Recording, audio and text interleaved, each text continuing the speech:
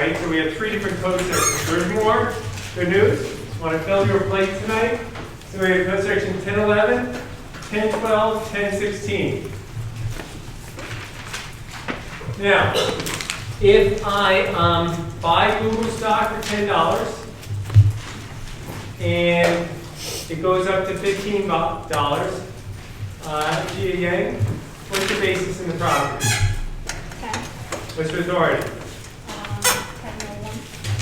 Which code section? Section 1001. 1001? 1001 tells us gains and losses, right? Does it tell us anything to do with the basis? Lower unit. 1012. 1012 is cost basis, but that's not going to be Gia Yang's basis because it's a gift, so she didn't buy it. So that can't be your basis. Oh, it's a gift? It's a Yeah. 1015. 1015, right?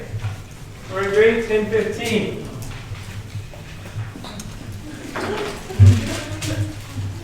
Sorry? I'm talking about page 125. If I give a gift to Gia Yang, what is her basis? And her basis is generally a carryover basis, right?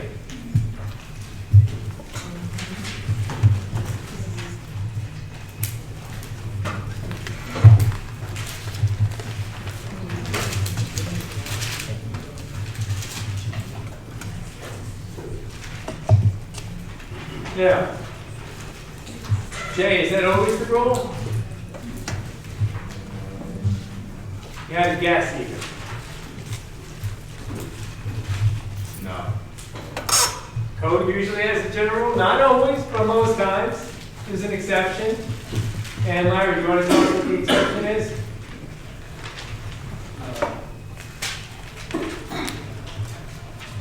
So you asked me the code, or? Yeah, do you always get the basis I have in the property? No, because if the fair market value is lower than the carryover, to determine the loss, it could be the fair market value. Oh, okay. I like it, Larry. Larry's right, that if instead, Gia Yang, if I purchased property for 15, and now I gifted it to you when it was worth 10, everyone have that? I bought it for 15, it's now the fair market value is worth 10. I give a gift to Gia Yang, and then she sells the property, say, for 8. You ask, what kind of loss? $2 loss, right? So there's the general rule, usually it's a carryover basis, but not always, right?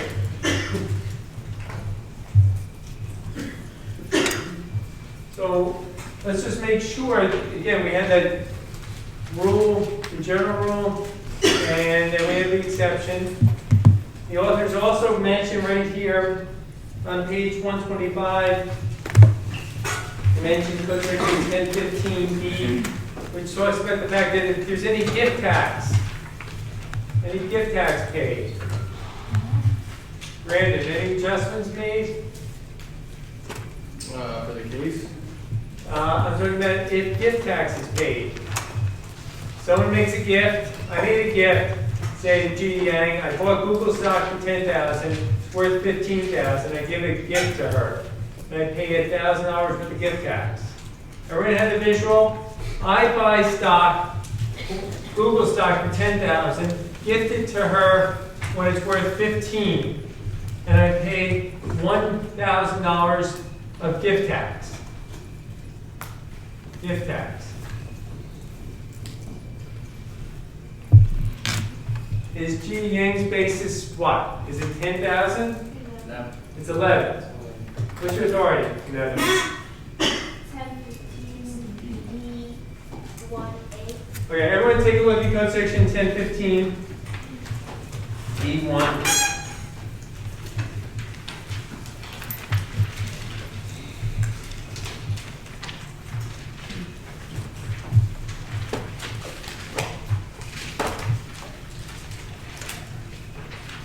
B1A, okay?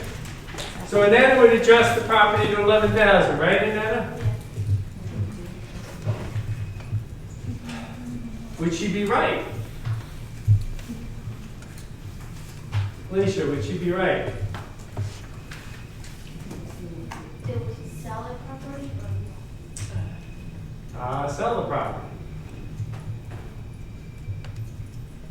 Anyone disagree? James, Karen?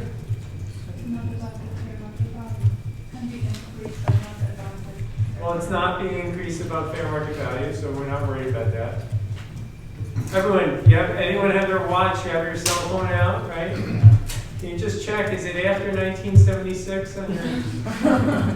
And assuming that to be correct, Netta, what does 1015D6 say? Is it on or after? Are we after? I think we're after 1976, right? Yes.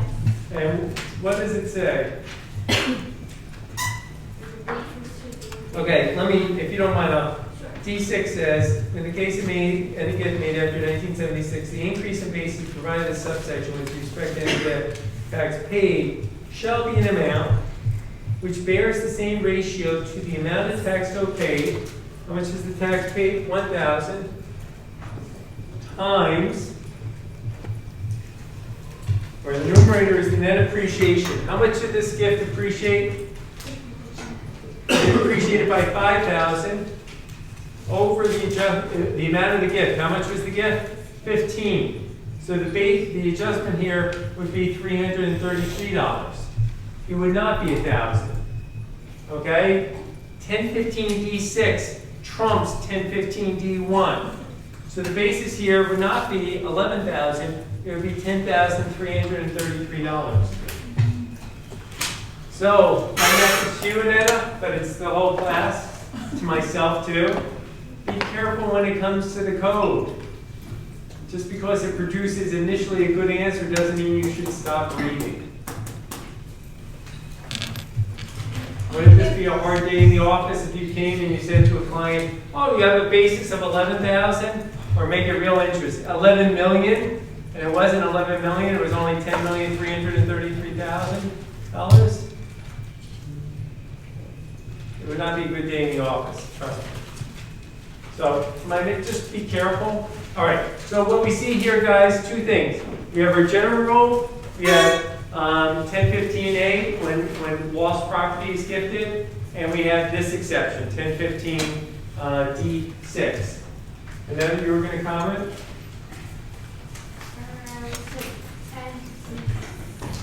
1015D6.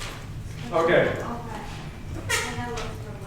No problem. Now we have a case, half the Bowers. This is an old Supreme Court case.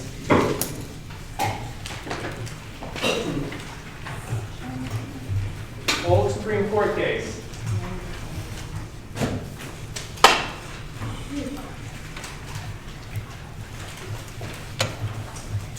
And here the taxpayer, picture if you will, a taxpayer buys stock for $1,000. Okay, initial basis of 1,000. It goes up to 2,000 fair market value, and then the taxpayer subsequently, the recipient, sells it for 5,000. Date of sale. Let me repeat. Donor buys it for 1,000. When it goes up to 2,000, he gifts it to his daughter, and then the daughter sells it for 5,000. The daughter says under the U.S. Constitution, she can only be taxed on 3,000, right? That in her hands, it only appreciated by 3,000. Agree? The IRS says, no, no, no. You can be taxed on 4,000. Right? So she's saying constitutionally she can only be taxed on 3,000. The IRS is saying, no, you can be taxed on 4,000. Who prevails here? Jay, do you remember? I think it's the petitioners, they affirmed that the petitioner should be taxed on the gain based on the value of the stock when it was acquired from the donor. So tax on 4,000 or 3,000? From 3,000. The lower amount. Michael? Yeah, the Supreme Court rules against that statement. Does it? Matt? That was for. It's going to be taxed on 4,000. The court has no problem constitutionally taxing the taxpayer, even though it only appreciated in her hands by 3,000, saying, look, if we only tax, let's face it, if the taxpayer prevailed here, what would we be doing as practitioners all the time? We'd be the richest people on the planet, because we'd be saying to people, gift your appreciated stock and eradicate the gain. So there would be too much leakage. So the taxpayer loses here.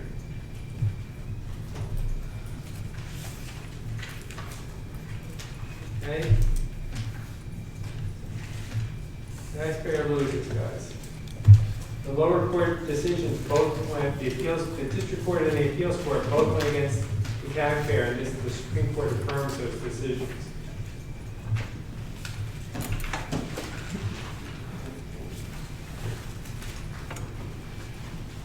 The Barrett decision.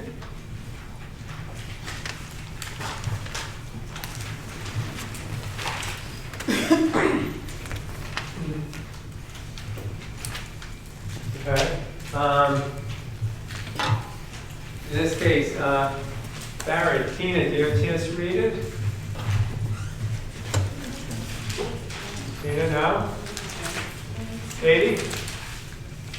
Yeah, I read it, Remember what happened? I'm skimming it, but basically this man was like gonna get divorced from his current wife, and before he did, he gifted Like, shares. before he gets divorced, he wants to keep his girlfriend in the Right. game.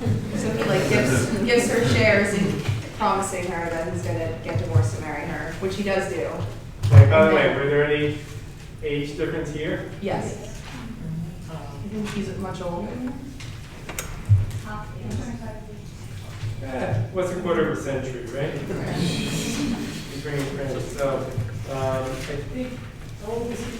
57, she was 32, right? And then I guess they get married, and then he. All right, so first he gives her one cachet of stock, and then to keep her really in the game as part of the prenuptial, he gives her another cachet of stock, right? Right. Is this the happiest of marriages, Katie? For her, it's What do you say for her? she's receiving like. Because she was able to get out of it? Yeah. All right, so this marriage is not, match made in heaven, obviously, right? Because they get divorced soon thereafter. How many, the marriage lasted, 4 years? Yeah, so a lot of people say take the number of years divided by half, and that's the number of happy and unhappy years, but I don't know how that math works. So it's not a real happy marriage, apparently. So what's the issue, Katie? Because it's not about the marriage, right? It is. And by the way, this is Mr. Kresge. This is the equivalent of like Mr. Walton, Sam Walton. This is the originator of the 5 and Dime store. Okay, so he was probably one of the wealthiest men in America at the time. But all that money couldn't buy him love, right, Katie? Right. So what's I the can't issue? remember what the issue is, but I guess it has to deal with how to treat the money that he gave her. Is that the property he gave her, we know. Is that income to her, Katie? Yes. What's her authority? Brandon, is it income to her? Jay, income to her? No, was it income to her when she got the stock? Karina, Yes, what's her authority? code section 61. Is that right, Larry? I think it depends on the decision, whether it's considered a gift or it's considered transfer or exchange of properties. What's her position? My position is an exchange of property. Well, what's her position? Her position is a gift. At least initially, she takes the position it's a gift, it's not income, code section 102, right? Not income, 102. But the real issue, that's not even the issue. The issue is she subsequently sells her stock, right?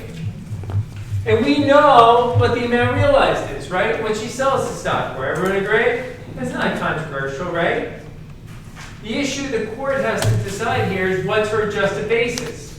Does code section 1015 apply? Or does code section 1012 apply? In other words, was this a gift to her, or did she purchase these shares. Because if on page 129, if she got this as a gift, her basis in the shares is 15 cents per share, essentially. If she purchased the shares, it's $10.66 a share. So from her vantage point, she subsequently claims this was not a gift, that she purchased the shares. Larry, what did she purchase the shares with? With the right to give up the marriage properties. She gave up her dower and courtesy rights, okay? She gave up certain rights, and she said essentially by giving up those rights, she purchased these shares, and her basis should be cost basis under Code Section 1012, right? Larry, do you recall who prevails here? It seems that the court said that the stock, it was a stock exchange, not a gift. Okay, surprisingly, can I add that adverb, Larry? Surprisingly, the court said, oh, that was a taxable exchange. And I know and you know one thing, I don't know anything for sure, Larry. I would guess Mr. Kresge here did not report these stock exchanges to his fiancee and girlfriend at the time, and then his wife. He did not report this as a taxable exchange. He did not recognize gain. And she, simultaneously, when she gave up these rights, she did not report any gain. So, and the statute of limitations has long lapsed on him when the initial transfer was done. So to me, there's this doctrine of collateral estoppel, where essentially I think she should have been, essentially, you live by the sword, die by the sword, meaning if she initially took the position with a gift and didn't report his income, she should have had to deal with that. But the court gave a lot of leeway here, and ultimately the taxpayer did prevail. Surprising outcome, that's all I can say. And if, like the Stanton case, if I were king for the day, this is probably not the way I personally would have ruled, okay? So it's an interesting case, it's out there. Let's look from a practical point of view, page 132.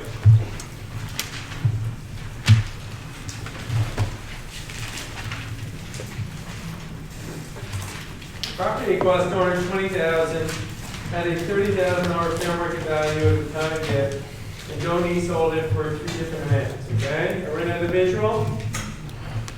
Property cost $220,000, had a $30,000 fair market value, and Donnie sold it for $35,000.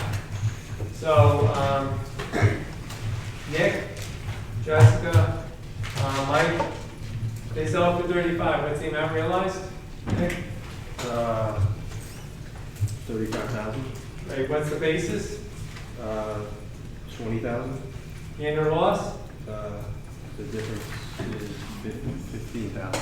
Jessica, agree, disagree? Agree? Mike, is that recognized? Yeah. So the answer is 15,000 being recognized. Everybody have that in their notes? Suppose it is sold for 15,000. Okay, everybody have the visual on this? In that case, Louis, Talia, and Akeisha. Louis, gain or loss? Loss, How much? 5,000. Why? How did you get there? The amount realized would be 15,000, and then his adjusted basis would be the 20,000. Talia? I have to change the 5,000 loss. The dollar. How much is the loss you have? 5,000. 5,000. You agree? Yeah, the base is Keisha, would that 20,000. loss be recognized? Yes. And Katia, would it be allowed? The loss? Yes. Yes. Which was already?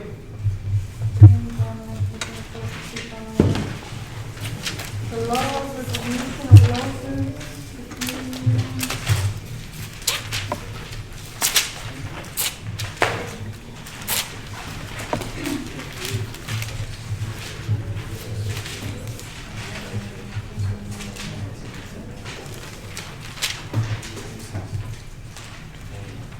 Luke, you were gonna say? 165C. 165C, it's an investment, right? Be allowed. I just want you to think that way. Nikisha, you got that? It's stuff, right?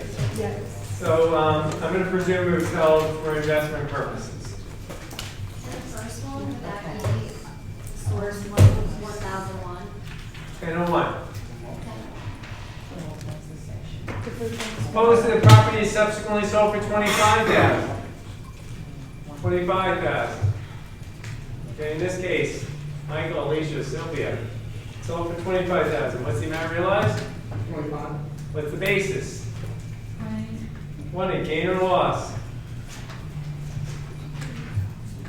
Sylvia? Amount realized is 25, basis is 20. Gain or loss, Sylvia? 5,000. And then a gain recognized? What's your authority? 1001. 1001C, right? All right, everyone's good. Everyone can answer that for exam purposes, right? Good. These are the main use. Question 1B. Let's flip it. Cost owner 30 at the time of the gift at 20,000 fair market value, and Donnie sold it for 35. Okay, everyone see that? Donnie sold for 35. Nick, Larry, Trina. Gain or loss here? Amount realized first. Let's start with that. Amount realized, Nick? Not realized. $5,000. Larry, the amount realized is how much? 35,000. 35,000, I'm sorry. Right, The Nick. calculation I had. 35. Don't jump the boat. I did. You did. I did. Okay, that's okay tonight. Tarina, gain or loss? Thank you. Lost. How did you get that? He, The computation. What's the basis here, Tarina? basis, 30,000, sorry. Johanny, is that right? Basis 20,000? 20,000. Karen, who's right? I think 30. You think 30? What's your authority?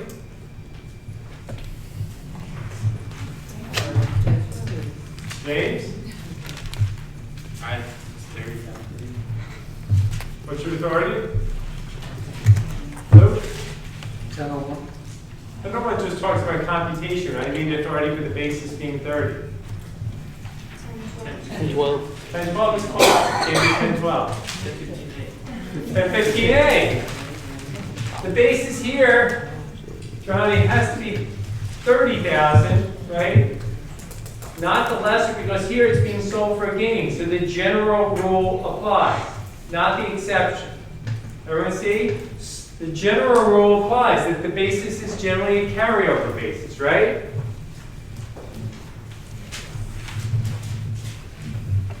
Suppose the property is sold for 15.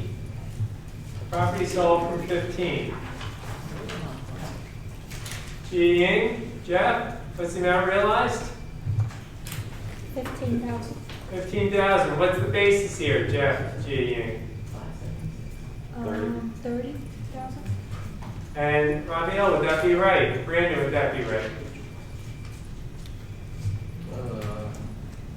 Yeah, the basis is 30. It'd only be a $5,000 loss. What is the basis? Well, we 20 have or a 30? basis, the basis for the donor was 30, but you would use the fair market value. Raphael, is that right? So you would see, Brandon's saying you use a $20,000 basis. And you would have a loss of 5,000. Raphael, who's right? I think it's the 20,000 basis. Okay, what's your authority? Isn't the basis the fair market value? Why? Not sure. Well, guys, open up to code section 1015A. 1015A says, if the property was acquired by gift, the basis shall be the same in the hands of the donor or the last preceding owner by whom it was not acquired by gift. And now I have underlined in red the following language. except that if such basis is greater than the fair market value of the property at the time of the gift, which this is, right? Isn't the fair market value, excuse me, I'll rephrase that. Isn't the basis greater than the fair market value? Yes. Then for purposes of determining loss, which we are, the basis shall be fair market value. So there you go. So we have to use the $20,000 basis. The loss here would be $5,000. Would that be allowed? Yes, right? Code section 165. Suppose property, Edward, Luca, Alicia. The property is sold for $24,000. What's the amount realized here? $24,000. Is there a gain or loss here? Edward. Loss? Luca. Edward, what do you say? Loss. How much? Luca. 6,000? 6,000. Alicia. Yolanda? 6,000. Why? What's your amount realized? Is the fair market value? The amount realized is how much? 24,000, right? What's the basis you're using? 20,000. Well, I thought you just said a loss of 6. Now you're changing your mind? Nick? Upper tier Nick, and then Ashley? I don't have the authority, but I'm looking at it and I'm a little perplexed, so I'm not sure how I would answer. I would still say there was a loss if it was the original, but since it's not the original, it's the gift to the person who's received the gift, they're going to use the fair market value of that, and there's no loss incurred. Let me just, Ashley's chomping at the bits, and then Wes has, and then we'll get to. It's one of the regulations, if you know gain or loss from it. Because if you calculated it from a loss perspective, you use the fair market value. And if you calculated it from the gain perspective, you use the loss of the donor. So there's no. And Ashley, if you could find that regulation, wouldn't that be gold? That's music to my ears, and Ashley, I can help you on this one. 1015-1A2. Everyone want to open their regulations? 1015-1A2. You got that highlight there, Ashley? Beautiful. It's a work of art, right? Example, A acquires by gift income-producing property, which has an adjusted basis of $100,000 at the time of gift. The fair market value of the gift is 90. Sound familiar? Right? Where basis is in excess of fair market value. Everyone see it? And you got there?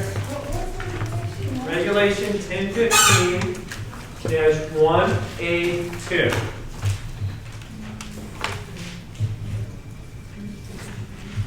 Right there. All right. Annette, you got it? You got the example? Everyone at this stage. Jessica, you got me nervous because it doesn't look like you're finding yourself there.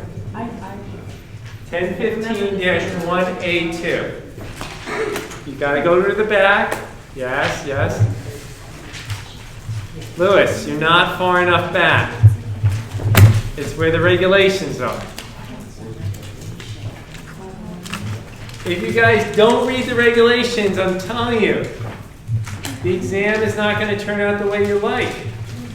For both of us, for all of us, because your success, how am I spending Monday nights turns on whether or not you're successful. If you're successful, I feel like I'm successful, but if you're not, I'm not. I think this edition might be like missing something. You're not missing it. Jessica, I promise you, you are not missing it. Well, you're missing it, but it's in here. 1031, 1015-1 example. Have you been reading your regs? Anyone else? Jeff, you got that, right? Guys, at this stage, you should not be having this kind of problem. 1015, it goes numerically. Okay, we test it. Okay, 1032. And you will find it. 1031, keep going this way. Okay. Keep going. It's Right, down. keep going. You found it, Luke? Help him out. Luke, help Jean Yang out. Anyone can't find it, have your neighbor help you. Tarina, can you find it? Gotta go hide now. Got it? 15-1, I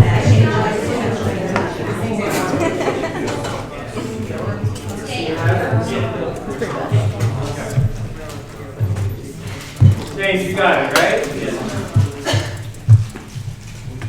Jeff, you got it now? All right, I mean, this is critical. If you don't read the authors, I'm telling you, you will do much better on the exam if you read the regulations. When I say the regulation, the authors, you don't want this is the #1 graduate textbook because the authors are kind. They put the specific regulations. They don't tell you how to read all the regulations under 1015. They really have narrowed it down, so you don't have to read all. Just read the regulations they tell you. Now, it says in the example, the fair market value of the property that the gift is 90. A sells the property for 95. Sound like our problem here, Ashley? Spot on, right? In such a case, there is neither gain nor loss. The basis for determining loss is 90, therefore there is no loss. Furthermore, there is no gain, since the basis for determining gain is 100,000. Does that leave anything open, Luca, to speculation, conjecture? No. Case closed, right? 0 is the answer, right?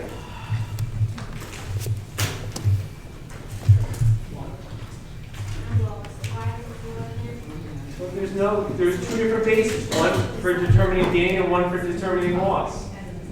Go read the example again. Yes, you can't use both. All right, so your answer for 1B3 is 0.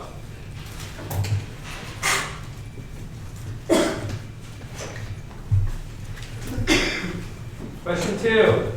Father had some property that he purchased for 100,000, and they increased the value to 200,000. Good for him. He transferred to his daughter for $100,000 in cash, in a transaction properly identified as part gift, part sale. Right? I love you, daughter, but I can't give you the whole property. You have to pay me $100,000. Right? Go to the visual. What gains the father and basis to daughter? Family. Claudia? It's a family, according to So what's your Section reaction, Claudia? 267. Yeah, but Claudia, remember, Congress is worried about losses. Does Congress care if it's a gain? No, 1001C, you don't have to worry about 267 in this context. So in this context, Jay, you want to tell us the amount of the gain?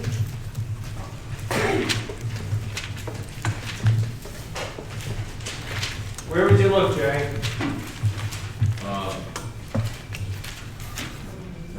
15. That talks about the basics. I'm talking about computing the gain to dad. To here, do you know where you look? 1.01. Okay? The authors are pretty kind. 1001-1E, right? Probably not a bad place to start. Can everyone find it? Can everyone find it? Can you guys turn to it, please? Then I'm going to call one lucky person to read out the heading. So don't just smile and say you have it if you don't have it. I will embarrass you if you do. So can everyone turn to 1001-1E? Anyone who's still having problems finding it?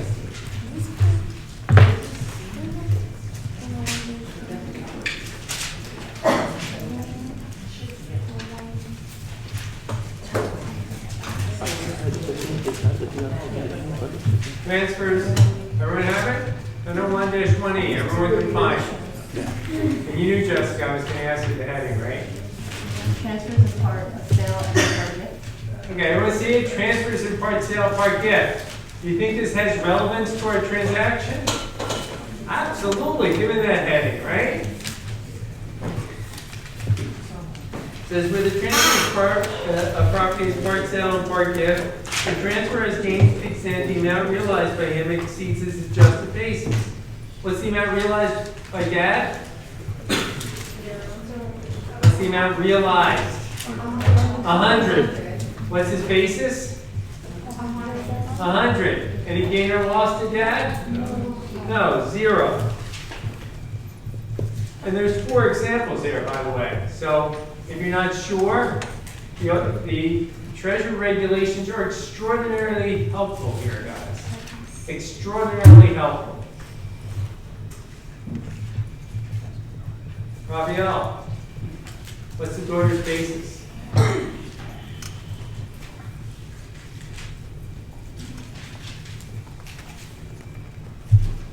Would be 100. What's her authority? 1001, 1015, I mean 1015. 1015 is the code section, so you want to elaborate? Yes, you do. You're looking at it, Raphael. Raphael, just read it. It's regulation 1015-4A. The authors again are kind, right, Raphael? They are kind. They are kind. I hope you don't think I'm mean-spirited, but on the exam, I will not, tell you which reg you should be looking for. There would be the expectation you would know which regulation, right? And your clients, by the way, if you think I'm mean-spirited, do you think your clients come in and when they have a question, they say, oh, you better check out regulation 1015-4A? No, they're not. So in fairness to me, your clients likewise, or your supervisors, they're not going to come in and tell you, oh, here's where you better check, right? Everyone agree? What is regulation 1015-4A? What is it entitled?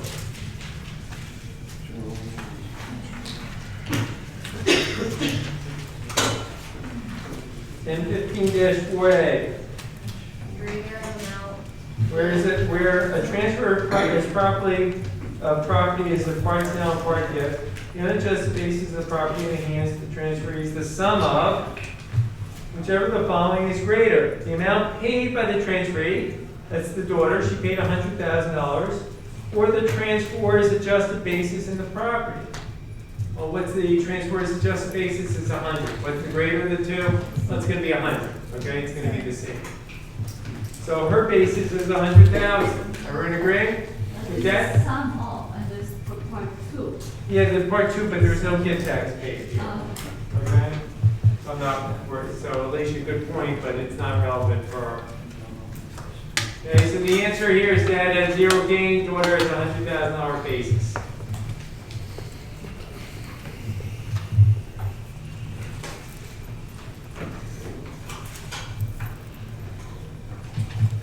The authors, now that's the answer, okay, with a capital A. The authors have you go through a mental exercise. This is not the answer. In question 2B, the authors have a mental exercise here that says, suppose the transaction were viewed as a sale of 1/2 of the land for full consideration and an outright gift of the other half. In other words, suppose this was 2 acres of land, okay, right? And the 2 acres are worth $200,000, right? And how much did Dad buy the 2 acres of land for? 100. So essentially, Dad had a $50,000 adjusted basis in each acre. And each acre has a $100,000 fair market value. And it says, how would this affect father's gain and daughter's basis? In other words, what the authors are saying, suppose this transaction were viewed through different glasses, and it is instead viewed, and this is, by the way, the law for charities, okay? Question 2A is the correct answer. Question 2B is an answer that applies in the charitable context, because picture each one of you, picture you bought this land, and picture that several years later, you want to make a donation to the American Red Cross of this land, these 2 acres. And you want want to be charitable, but you only want to give the American Red Cross $100,000. Agreed? You're trying to be nice, but not that nice, okay? So what you do is you say to the American Red Cross, pay me $100,000 for this property, and I'll give you the 2 acres, right? It's a part sale, part charitable gift, okay? What the code says in that context is that Dad would have a $50,000 gain as to one property, the property he sold, right? And he would be entitled to a $100,000 charitable contribution. What the authors are suggesting in problem 2B is that, and I've seen congressional proposals who say the answer, Congress on many occasions, members of Congress to try to collect more revenue have said the better answer is between daughter and father is that that transaction really shouldn't be viewed as favorably. If you recall, Dad had 0 gain. Everyone agree in problem 2A? Many proponents say the real answer is Dad should be treated as if he sold one piece of property and recognized the $50,000 gain and gifted the other property so that the daughter would have a what basis? She would have a $150,000 basis, pal. $100,000 cost basis under 1012 and a $50,000 carryover basis under 1015.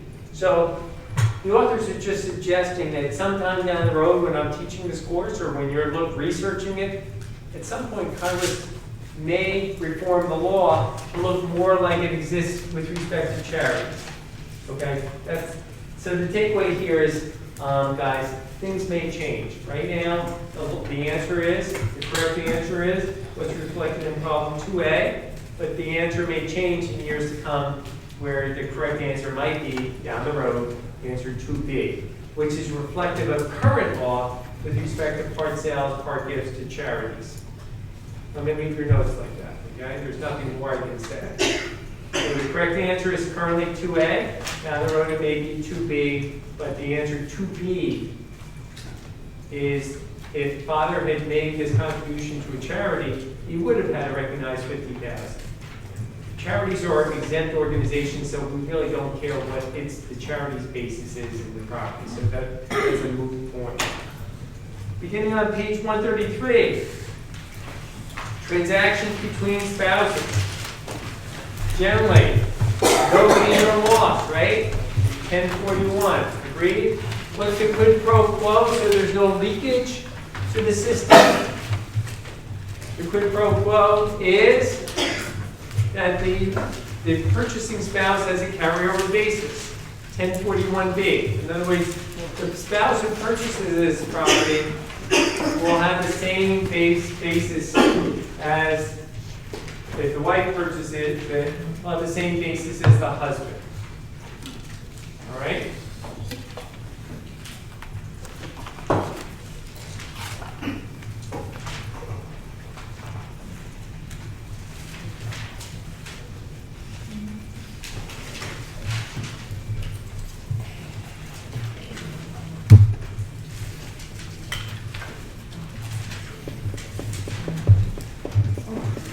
Now, let's look at the problems on page 135. I think this is not something that anyone here should be challenged by. Andre purchased some land 10 years ago for $40,000 cash. And the property appreciated to $70,000. And Andre sold it to his wife Stephanie for $70,000. It's fair market value.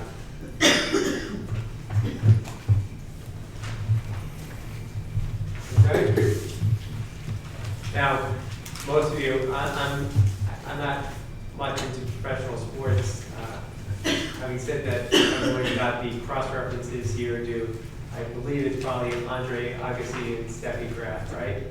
The one like Mr. Kresge and Mrs. Kresge, I believe are still happily married, right? Or at least married, right? What are the tax consequences to Andre as a result of the sale? Annetta, any gain or loss? What's your authority? 1041, no gain or loss. Agreed? Agreed. What is Steffi's basis in this property, Zach? It'd be 40,000. Okay, why? What's your authority? 1041 B. 1041B. What gain if she immediately sells the property? Edward, any gain or loss? What happens if Stephanie immediately sells the property for its fair market value? She probably gained 3,000. 30,000, right? She sells it for 70, your basis is 40, right? She's gonna have a $30,000 gain, agreed? Okay. What results if the property has declined in value to 30,000, and Andre sold it to Stephanie for 30,000? Dottie, any gain or loss? If the property has declining value, then 40,000. Say again, you're waiting. If the property declining value, then there's a loss. But because it's between family, they can. Between family, husband and wife, 1041 applies to. So it applies to 267? Well, you don't even have to go so far as 267. 1041 on its face says gains and losses are disallowed. Okay, so there'd be no gains or losses. It doesn't matter, even if the property was sold at a loss. If the loss would not, it would be unrecognized, right? You never even have to get to the word allowed. Acacia, you had a point, a hand half out? Oh, no, I was agreeing. You're agreeing? Yeah. All right, so there's no gain or loss. And in this context, Ashley, you had your hand up, you had a physical look. Oh, no, I was just saying, it kind of sucks for the second person who sells it. Why? Because they paid $70,000. All right, let's use real people here. Yeah. Andrews sold it, bought it for 70, he sells it to his wife for 30. No, Right? no, I'm talking about just the beginning example, where it's, Why does it the suck? wife buys it again for 70, but her basis gets lower to 40, so then when she sells it. Oh, when you say her now basis, market- oh, but let me ask you a question.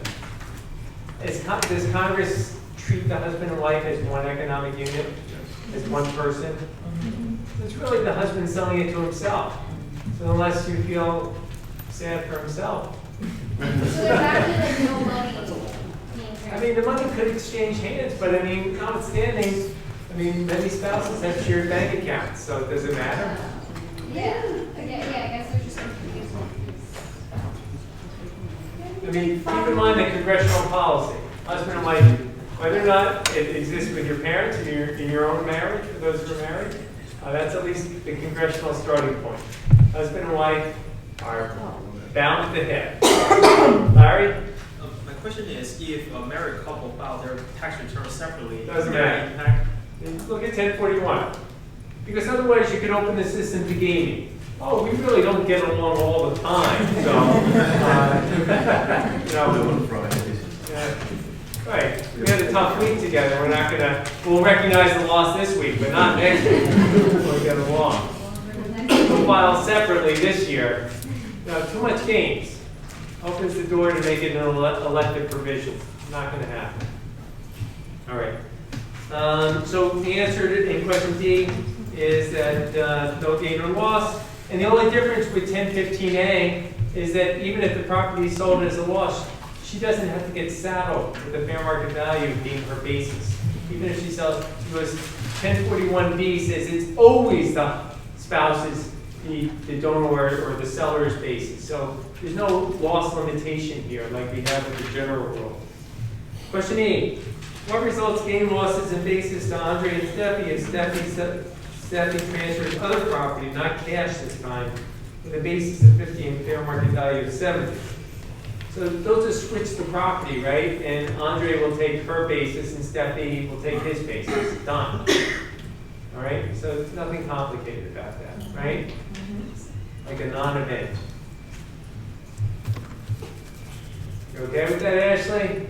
Yeah, I think in the case of because it can happen if you get divorced too. Right. And then if it's in, but I guess I'm getting confused because if you get divorced, is he just essentially giving his wife the house and then she take the basis? His ex-wife. They'll just take, if the husband owned the house, they get divorced, within 1 year there's an equitable distribution, she'll get the house with his basis. Presumably she may give up other property. Look, divorce presumably is hard enough, you don't want to make it harder by triggering tax implications as a result, right? Yeah. That's from a policy perspective, why is 1041 there? Okay? You don't want to say a divorced couple on top of all the anguish they're experiencing. Look at this tax bill we're going to hit you with, right? And there's no leakage to the government, right? Because the basis is preserved, right? Okay, now that we're going from divorce, let's talk about debt, right? Good transition, right? All right, so now we have gifts. I mean, we have cost basis, we have gifts, we have transfers between spouses, now we have debt, right? Leaving us at the door. And in this case, someone dies, they bought Google stock for $10 when it's worth $15, they died. Johanny, they bequeathed it to you. You have income, Johanny. You're whispering. Sorry, can you repeat that? I die, I bequeath you Google stock, I bought for 10, it's worth 15, I bequeath it to you. Do you have income? I'm sorry? I can't hear you. Yes. What's your authority? I can't remember. Serena, 1014. I'm asking if you have income. I'm not asking basis. Yes. What's your authority? 1014. Well, the 1014 is just a basis response. I'm asking if you have income. Jay, does she have income? Yes, as of 61. Would that be right, Brandon? No, Why not? gift, right? 102. It's not a gift, it's a request. Inheritance. 102, Jay. Serena. Johanny. You receive a bequest. Don't forget code section 102. Just because we moved on, the exam will not have moved on. 102A, shelters are from tax, right? Don't forget what we just went over, please.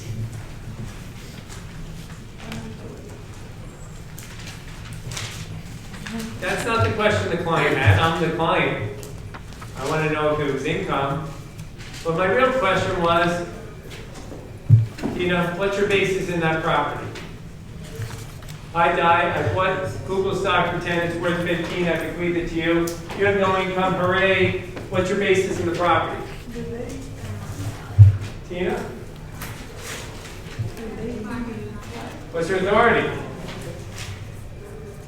Not good enough to have the right answer, right?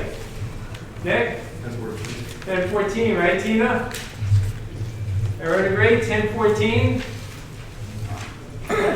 Remember, you need to cite to the right code section for the right proposition. You can't cite 1014 for the issue of whether or not there's income, right? 1014 is 100% silent about income, right? It only tells us basis, right? Everyone agree? Is that always the rule? Lower tier, Nick? No. When is it? When I die, I bequeath you that stock. Tell me when your basis would not be 15, Nick.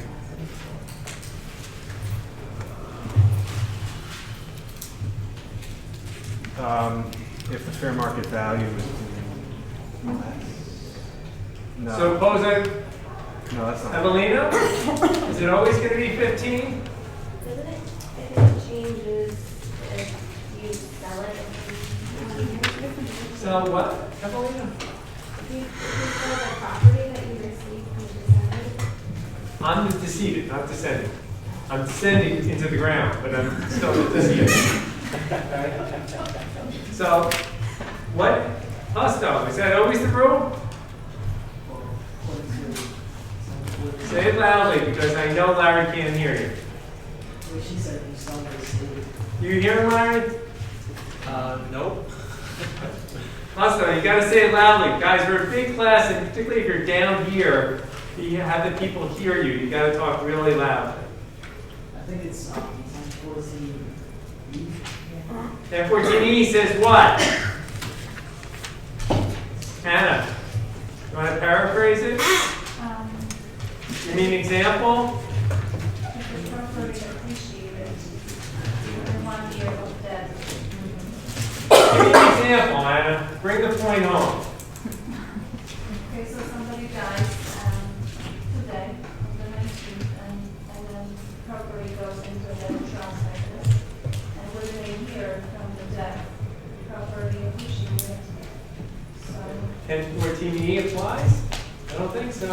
I think Anna. What I was thinking is, but I guess I'm not right, but what I was thinking, 1014 says that it can be a fair market value on the day of the death, but it can also be an alternate day.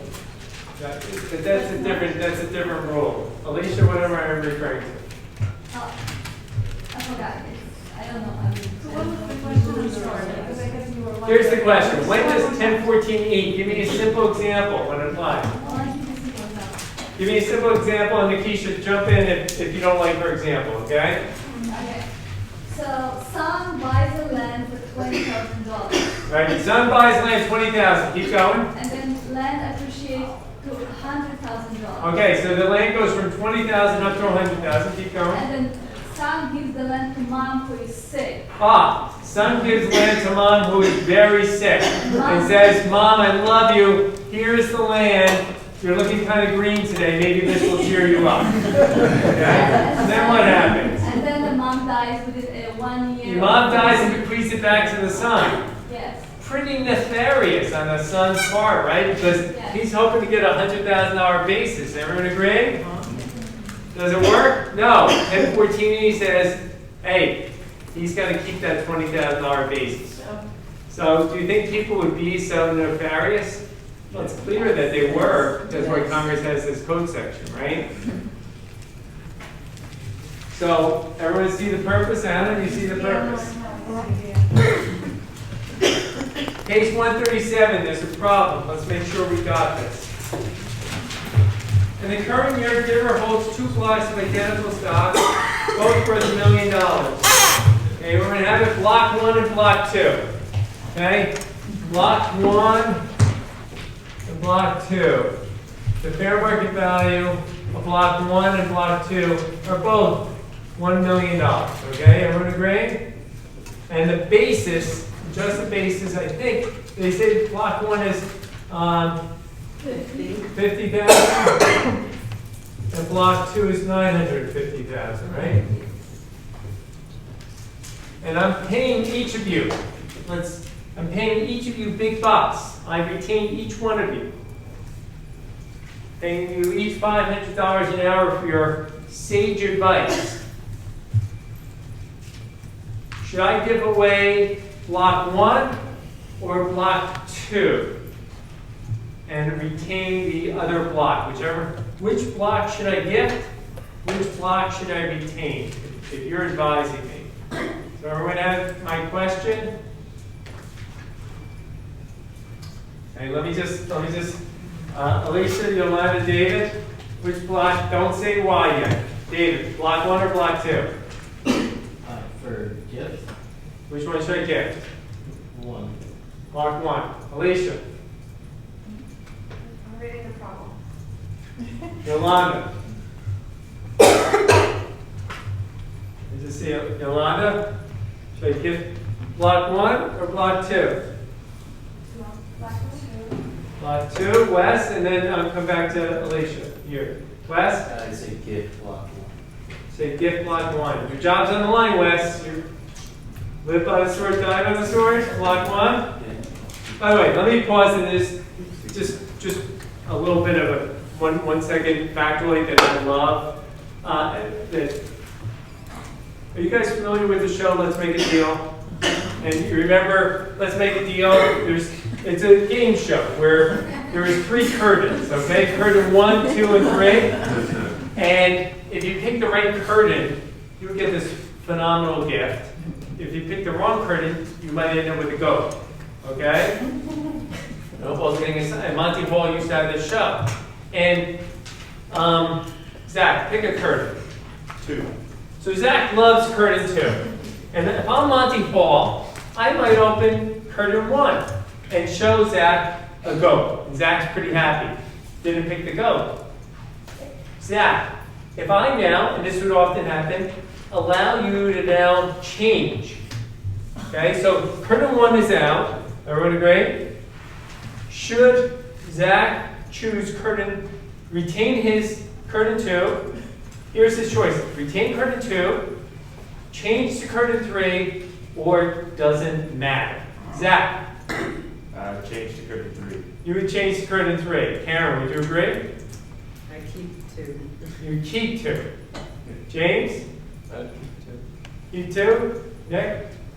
Well, statistically speaking, I don't think it matters unless you know it's behind a curtain. Shouldn't matter. I mean, one curtain's a winner, one is a loser, meaning one of those 2 curtains. So you're saying it doesn't matter. It doesn't matter if you change it or not, right? What's the probability? Isn't it like It's a 50-50 shot. All right. If you want your entertainment, and Katia could Google this as we speak, if you're getting bored with me.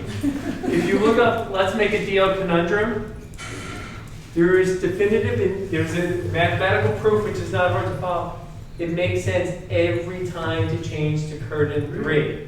That by changing, you are now in a 50-50 realm, and by changing it used to be a 1/3 chance. By changing to curtain 3, you've increased your probability. And you know on the face you're saying, no, it can't, doesn't make any sense. Read, go if you're bored. It's really cool. You don't have to be bored. I think it's really neat. So if you want tomorrow, whenever tonight, if you can't, sleep tonight, Katia, did you look up "Let's Make a Deal" conundrum or? See the 3 doors here on the. All right, go look it up. My point is, this is not "Let's Make a Deal," but we have only 2 curtains, right? Curtain 1 and curtain 2. Which one are we going to do? And we said, Wes, your job was on the line, right? And you said curtain 1. You said gift this, right? Yeah. And what's your psychology? Well, given the information Steve said, I'm gonna switch to number 2. I'm not Monty Hall, so just take a pure tax. I mean, pause for a moment, guys. You've got to give away this because the recipient is going to take a $950,000 basis. Okay? And then when I die and I bequeath the other $1 million, the base is $950,000 again is going to disappear. So the recipient will have a total of $1,950,000 between the 2 blocks. Wes, if they follow your advice, they'll get a $50,000 carryover. I'll hold this until my demise, and I'll have a basis of $1,050,000. That's not good advice, right, Wes? Yeah. So in retrospect, you shouldn't have advised them, right? You've learned a lesson. All right, everyone see? I routinely have clients call me, and they want to gift away. I get this so many times. They say, my mom may have to at some point go into a nursing home. Should I gift the house to me, meaning themselves, not to me? And I say, listen, how, not to be too morbid, how healthy is mom looking? Should you hold this? Because many of these people have had their houses for 40, 50 years, highly appreciated property. And I've had people crying on the phone because they were so smart, they had their attorney take it out of their mom's name, and they had now a $10,000, I'm exaggerating, $100,000 tax basis, and the house is worth $500,000, and now they're looking at a $400,000 gain.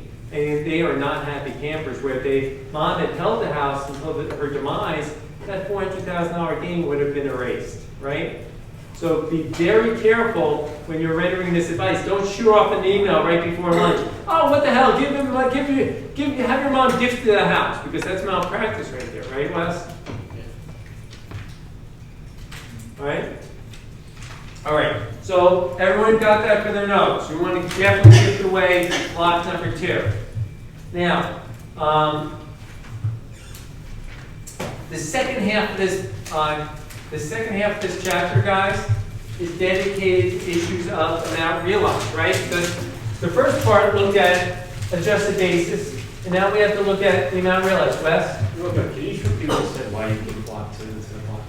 I gift block 2 because the recipient will get a $950,000 basis, right? 10-15. And when I die, they'll get a $1 million basis in block 1. Their total basis will be $1,950,000. Much better outcome.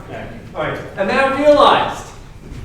The trick to amount realized, where do you look for what is the amount realized? Code section 1001B, because it's entitled. That's a good place to look. And generally, when you sell something, the first thing you look at to determine your amount realized is the cash you receive, right? That's not a bad thing to do. But does the amount realized, is it limited to just the cash you receive? The answer is no. What else does it include?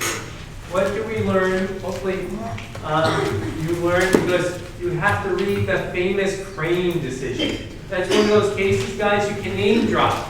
Okay? You can name drop. What does the Crane case tell us?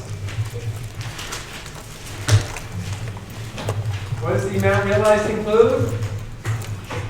It includes the amount of debt. So if someone sells property, and we'll see this next class,